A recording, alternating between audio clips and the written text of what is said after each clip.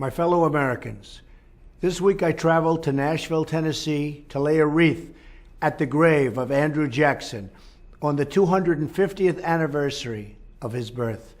Jackson was an American hero, first as a brilliant general whose crushing defeat of the British at New Orleans saved our independence in the War of 1812, and later as the 7th President of the United States, when he fought to defend the forgotten men and women from the arrogant elite of his day. Does it sound familiar?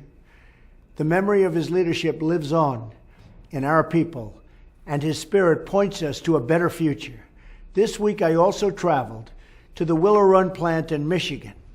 At that facility during the Second World War, the Ford Motor Company built not cars, but entire airplanes. At one point, workers there produced a complete B-24 Liberator every single hour. Hard to believe. Today on that site is a new facility where the cutting-edge cars of the future will be tested. And this week, the old plant was filled once again with thousands of workers and engineers. I was there to share the good news for the American auto industry. We announced we'll be reversing an 11th hour executive action from the previous administration that was threatening thousands of auto jobs in Michigan and across America. And I mean threatening. It was very, very sad to see. In fact, we are setting up a task force in every federal agency to identify any unnecessary regulation that is hurting American businesses and American jobs. The first 2 job reports of my administration show that we've already added nearly 500,000 new jobs. The days of economic surrender for the United States are over. For too long, special interests have made money shipping jobs overseas. We need a new economic model. Let's call it the American model.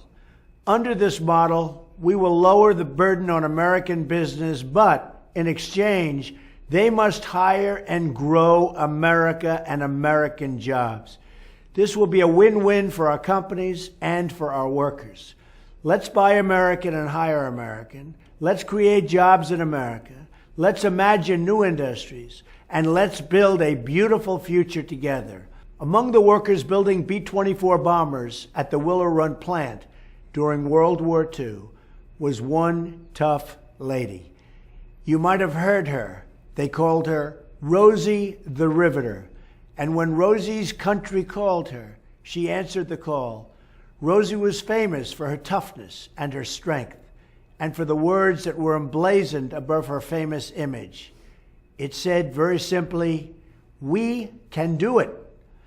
If Americans unite and find again within our nation the soul of Rosie and the spirit of Jackson, I have no doubt that we can do it, and do it like never before. Thank you. Enjoy your week.